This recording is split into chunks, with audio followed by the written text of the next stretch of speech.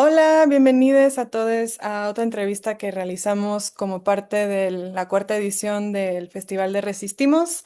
Ahorita estamos con el director David Lazo, que es el director del documental Guañuna, y queremos escuchar un poquito sobre, bueno, que nos platique en sus propias palabras de qué se trata el documental, cómo fue el proceso de realización y pues que nos cuente como por qué estaría padre ir a ver su documental.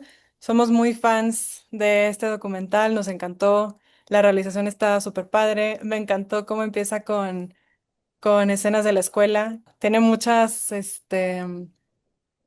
pues sí, como muchos ejes o como muchas maneras de ser Temas. autoritaria, sí, la escuela, entonces Ajá. me parece un tema muy interesante.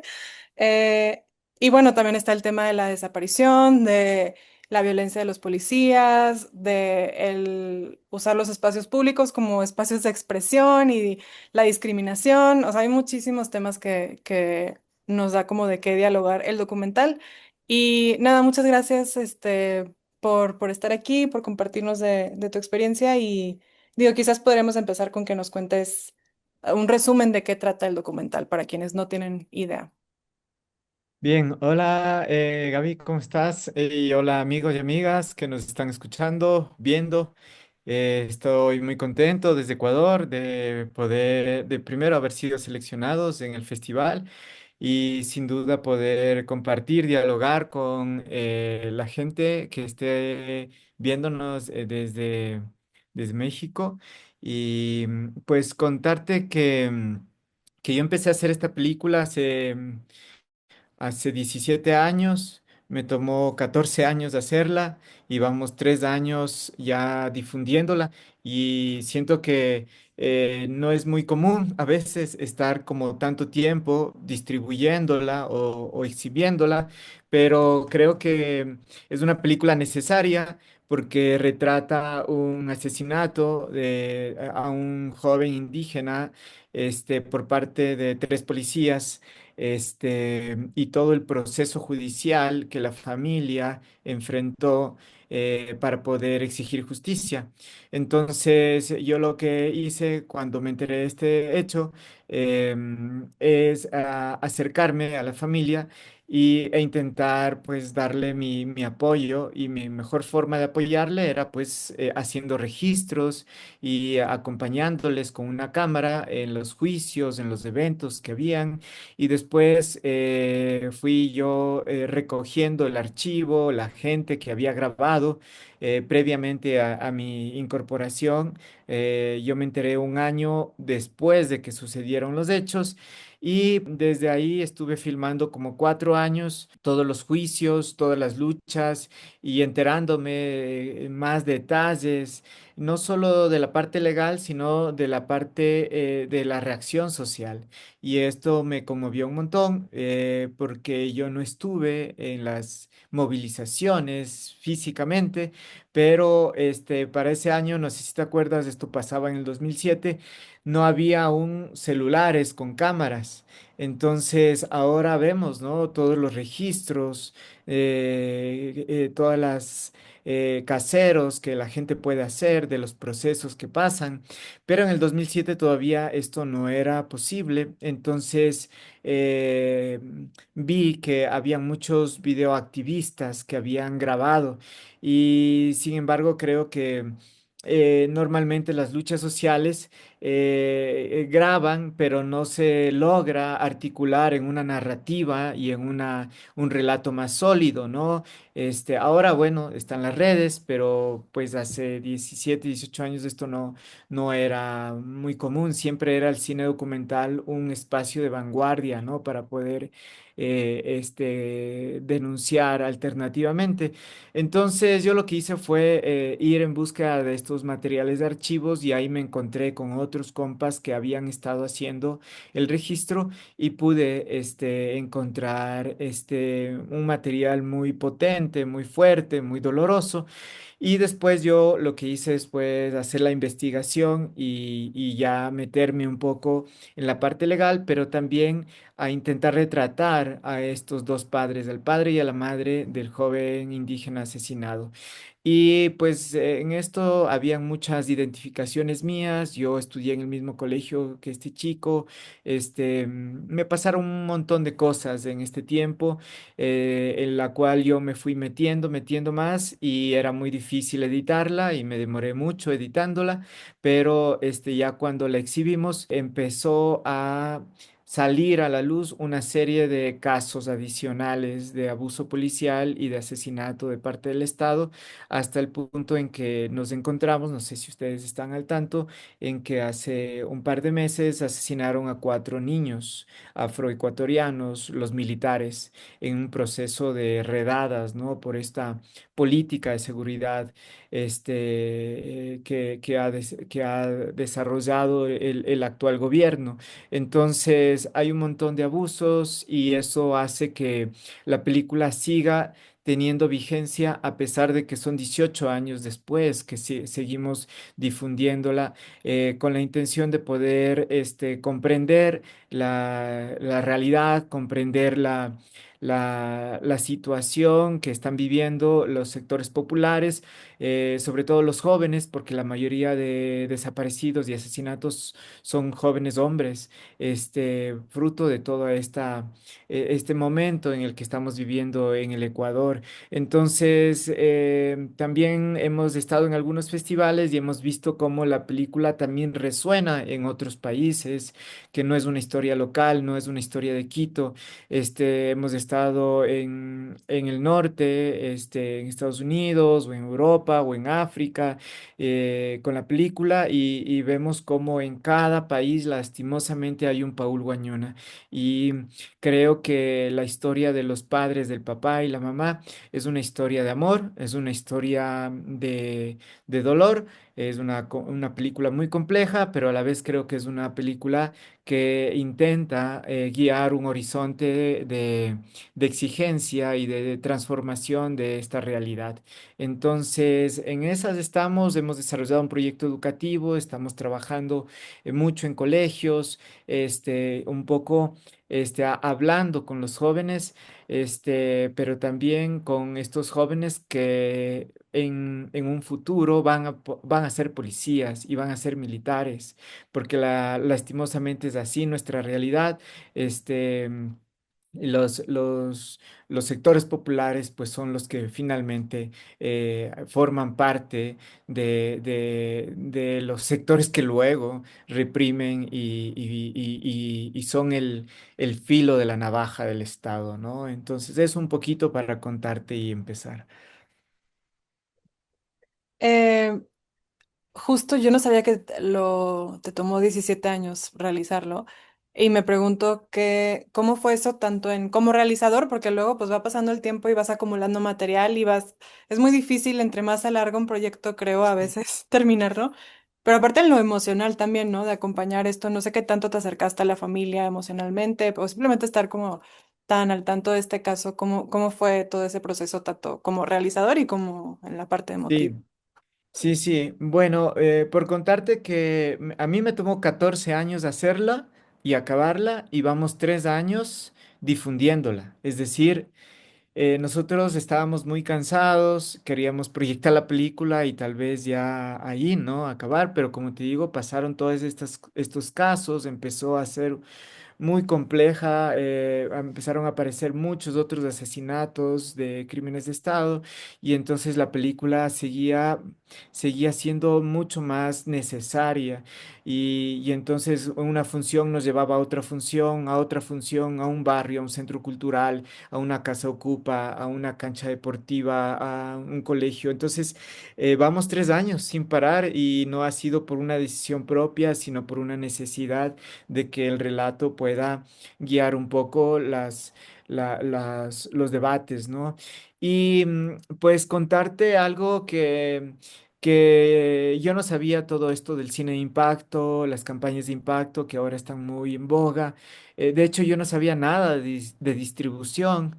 De hecho, yo lo que hacía es documentales más desde, sí, desde el videoactivismo, pero yo siento que hacer una película implica un parto. Es como parir, una cosa muy dolorosa, muy compleja, sostener económicamente, pero también intelectualmente. O sea, y yo, por contarte, yo rodé durante 4 años. O sea, y después de esos 4 años yo dije, no ruedo un minuto más, porque tenía, claro, como 400 minutos. La primera película duraba 4 horas. Y entonces yo lo que creo es que yo dije, no, no ruedo nada más, o sea, aquí está. Lo que no sé es cómo juntarla, ¿no? Entonces, por un lado, sí, era un problema económico porque necesitaba fondos y no ganaba, a veces ganaba, me ayudaba un poquito a avanzar, ganaba algún fondo del Instituto del Cine acá. Y, pero no era tan fácil sostener, ¿no? Entonces, primero escribir, investigar, rodar y luego ahí sí, hasta editar, nos tardó mucho tiempo en conseguir un fondo de edición. Pero después ya vimos que no era solo un problema de dinero, era un problema en verdad de estructurar la película y en eso nos tardamos también unos buenos años.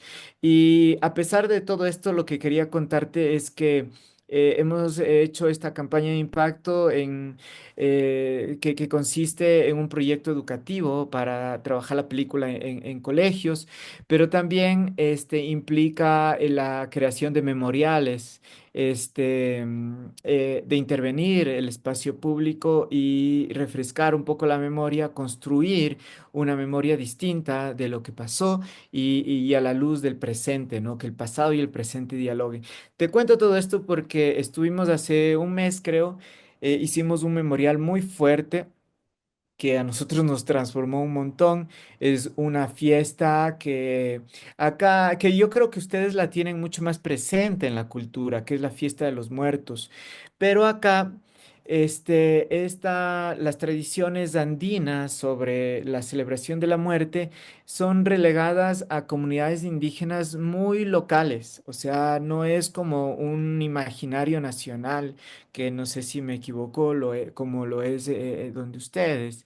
Pero acá son prácticas muy reducidas en las comunidades indígenas y acá se ha sabido llamar, yo no sabía, se ha sabido llamar el Ayapunja y es la fiesta para poder conversar con las hayas, que son conversar con los muertos.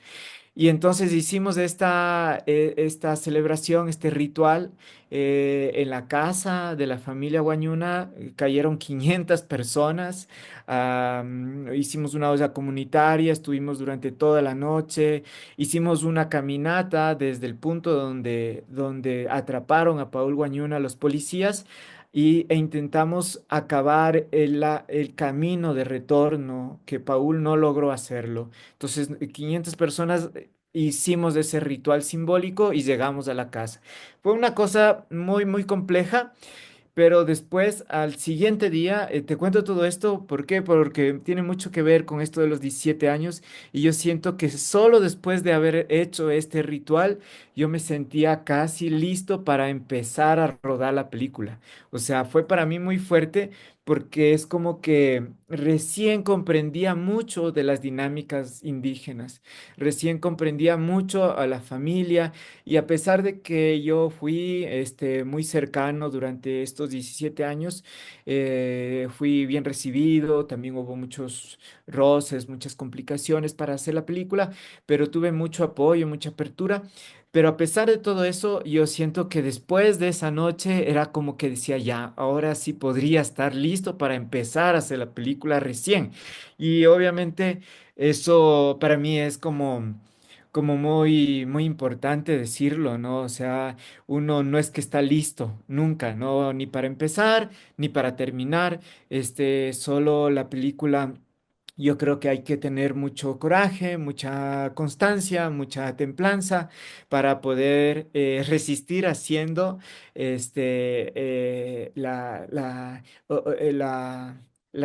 no sé, resistir y bregar con todos los problemas que hay, ¿no?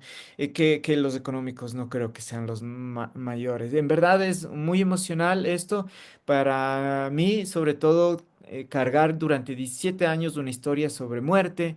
Es una historia compleja, pero creo que con estos memoriales y estos actos simbólicos lo hemos ido, lo hemos ido sanando desde la cosmovisión andina, justamente. Creo que es como de lo más admirable que podemos hacer los seres humanos de, o sea, tomar tragedias y no solo sanarlo, o sea, sanar a partir de como estas actividades que son muy bonitas, sino lo que están haciendo ustedes de, pues, de educación, de transformación.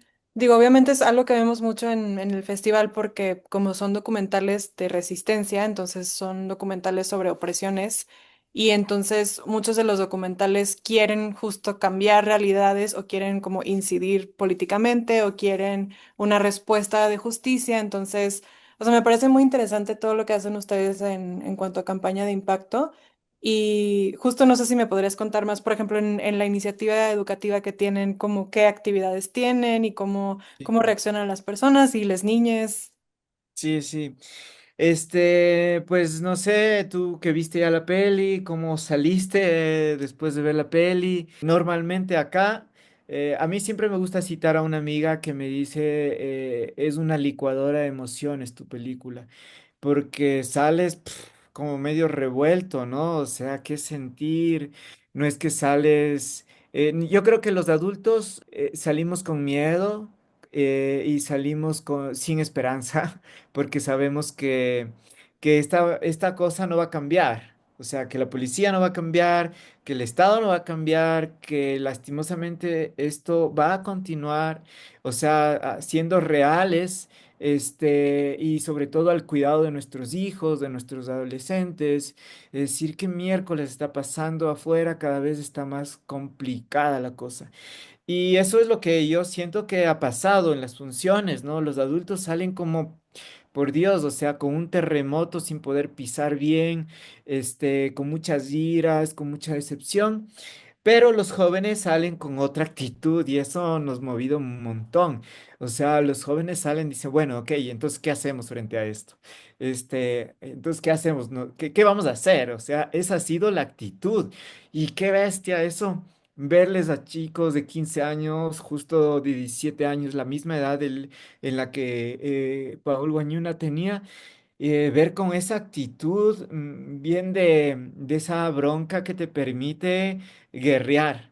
Este, había un rato que, bueno, puedo contar muchas cosas, pero por ejemplo, una de las cosas más lindas que ha pasado es que, pues yo vengo de unas tradiciones de meditación, estoy en un momento de mi vida que intento trabajar mucho la espiritualidad y recuerdo que en este memorial que tuvimos, una partera, la partera de mi segunda hija, se acercó a don Leonardo porque don Leonardo Guañuna nos cayó la banda de guerra del Colegio Central Técnico para, con toda la marcialidad, con todos los tambores, los clarinetes, honrar a la memoria de Paul Guañuna.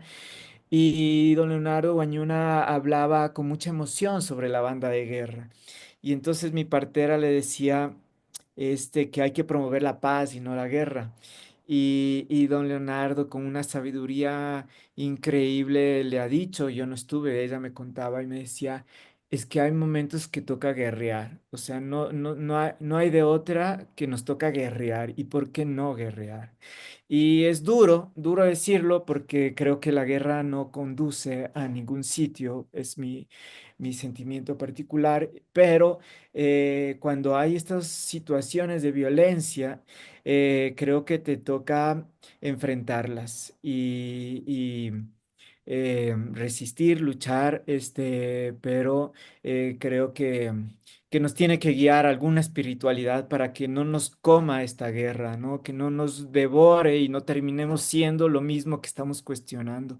Pero te cuento todo esto porque cuando la primera cosa que les hacemos hacer en los proyectos educativos es les entregamos unas tarjetitas de 10 por 15 blancas con un marcador grueso y a los chicos y les decimos que escriban su principal sentimiento. Y es muy doloroso porque después de ver la película, ¿no? Y porque los chicos describen la palabra que más sale es ira. Entonces, los chicos salen con iras. O sea, es fuerte porque proyectas una película y haces que la gente salga con ira.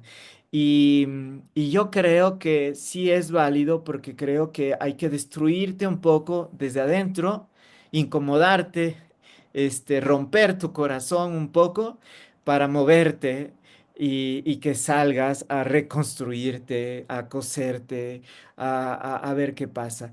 Entonces, por eso era necesario hacer este proyecto educativo porque nosotros les dejábamos rotos. Entonces, proyectábamos la película y hacíamos un conversatorio de unos 20, 30 minutos, pero la gente salía rota. Y así, pues, andar rotos en el mundo, yo no sé hasta qué punto sea tan válido. Claro que cada uno buscará, tendrá sus herramientas para reconstruirse, pero nosotros veíamos que tal vez con los chamos podemos trabajar un poco más. Entonces lo que hacíamos es que escriban ese sentimiento, era ira, pero también, por ejemplo, este, otro sentimiento que ponen es como miedo, es como asco. Es muy interesante que la gente pueda verbalizar lo que siente. Yo creo que es una primera parte para identificar qué puedes hacer, cuál es el camino, qué te está pasando, o sea, darle nombre a esto que le estás sintiendo. Y claro, hay unos que escribían la palabra venganza. Habían gente que decía odio.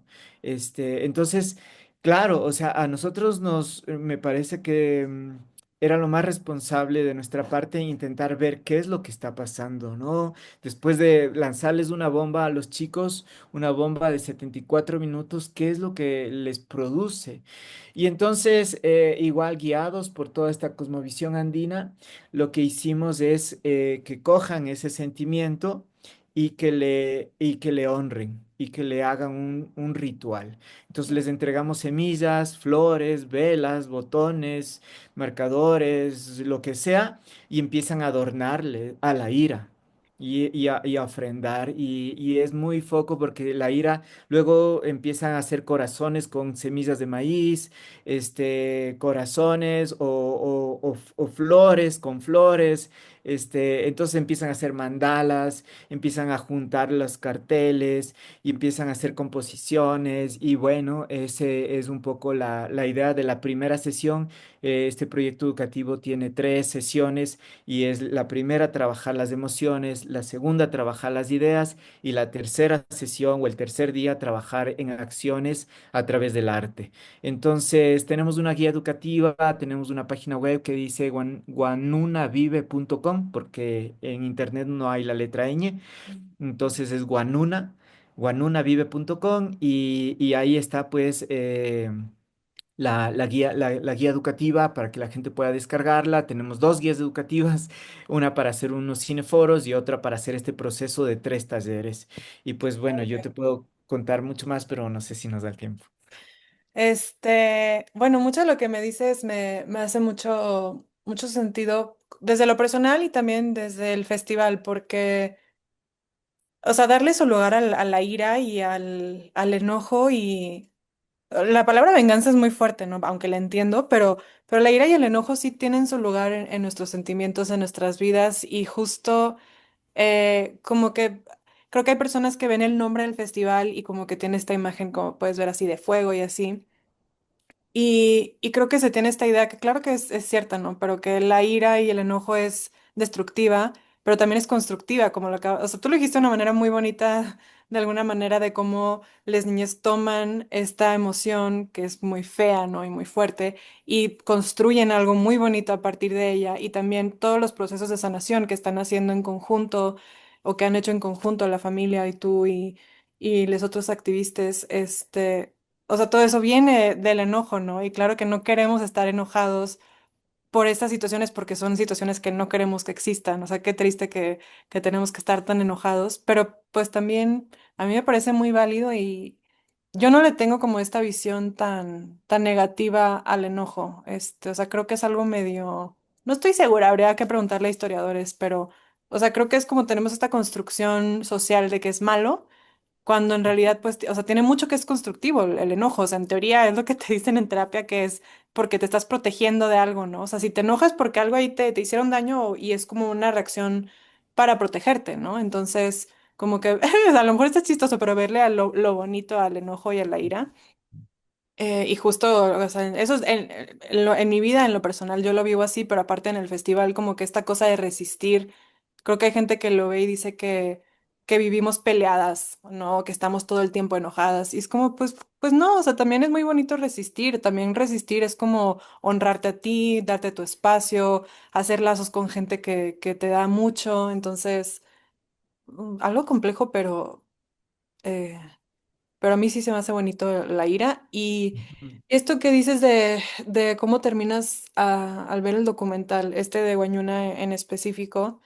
O sea, qué interesante porque justo me pongo a pensar en cómo van a acabar nuestras audiencias acá de nuestro lado, que son adultos la mayoría. Casi no vienen niñez a nuestras funciones, pero como que qué podemos hacer también nosotras desde un lugar como de responsabilidad con esas audiencias al terminar de ver el documental y que la gente no se sienta así como desesperanzada o con un enojo que no es constructivo.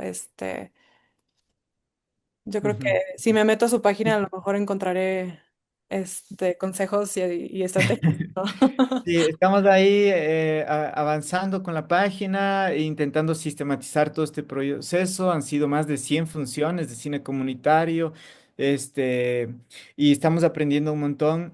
Yo coincido contigo, ¿no? Hay veces que estos sentimientos oscuros de la sombra, tal vez, son parte de nomás. O sea, es necesario darles un lugar y creo que lo bueno es identificarlos, porque si no podemos andar enojados por el mundo sin saber que estamos enojados y después ver si es que qué queremos hacer con eso, ¿no? Entonces a mí me parece que sí, que es de a veces esta energía muy fuerte es súper necesaria, sobre todo para quienes hemos habitado, hemos nacido en los lugares de exclusión, en los lugares marginales, pues es necesario, yo creo que tal vez como tú dices, para defendernos, pero sí creo que hay un punto en el que necesitamos canalizar eso hacia algo, porque si no está atorado adentro y pues está combustionándonos adentro, ¿no? Yo creo que hay que trabajarla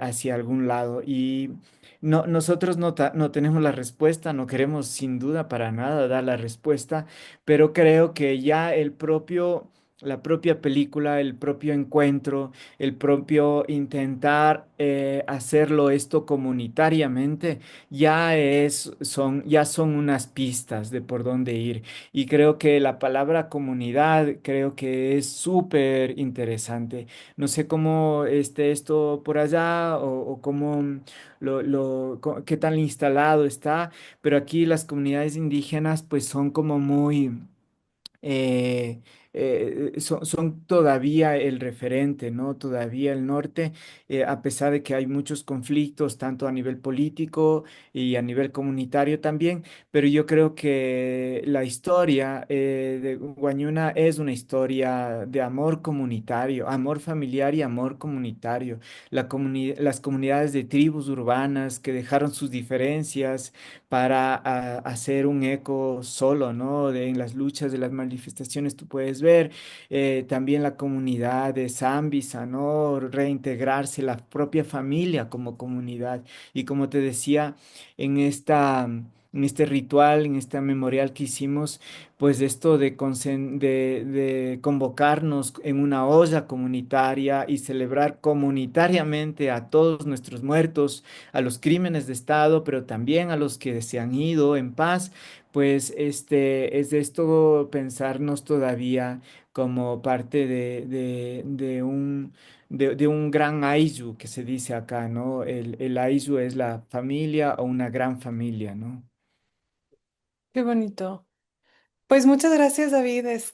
Somos grandes fans de tu documental Guañuna. está bajo la sección de violencia de Estado, obviamente, Mm, y bueno, la podrán ver para quienes estén viendo esta entrevista, la pueden ver aquí, vamos a poner aquí un textito, y esperamos a que vengan a verla. De hecho, lo que habíamos pensado, decirlo o no, lo voy a decir, bueno, porque todavía no se concreta, pero estábamos viendo como si podríamos hacer un taller de intervención de espacios públicos, hacer stencils, hacer paste-ups, aprender a hacer todo eso como parte del día en el que enseñamos este documental, porque justo también es un tema que se toca en el documental como, claro, pues el claro. punto de partida un poco, ¿no? De por qué se llevan a Sí, cabo. sí. Sí, justamente el tercer día de la guía educativa que te conversaba es sobre arte y ahí lo que hemos trabajado mucho es de stencils y claro, es llevar ya a la parte gráfica de estas emociones. El segundo día se debate mucho sobre las ideas, pero el tercer día se lleva con las manos a colores y a formas. Entonces yo creo que la gente se siente eh, muy convocada porque lo que le pasó a Paul es que lo mataron por rayar una pared. Entonces, lo que ha pasado acá y lo que dice la película, pues es rayando lo recordaremos. Y entonces, acá un museo nos abrió las puertas para rayar sus paredes. Fue muy loco porque proyectamos y yo pensaba rayar un papelote y dijo, no, rayemos las paredes. O sea, el acto de mediación del museo fue rayar las paredes, las paredes blancas, las paredes del centro histórico, imagínate. Y entonces, esto como un acto consciente, ¿no? No era un acto, sí, puede ser transgresor también, pero era un acto público y de invitación a recordarlo a través de la palabra escrita también. Entonces, esta palabra escrita que luego es rapeada también, ¿no? Porque tiene todo esto, el mundo del hip hop en el cual se desarrolla la historia. Entonces, invitados todos también, hacemos en la página web, estamos poniendo un punto para que puedan dejar también mensajes. Nosotros, pues, creo que hay que revalorizar este acto de reescribir la historia también, ¿no? Pues muchas gracias, David. De nuevo les invito a todos a checar la programación para que vengan a ver Guañona.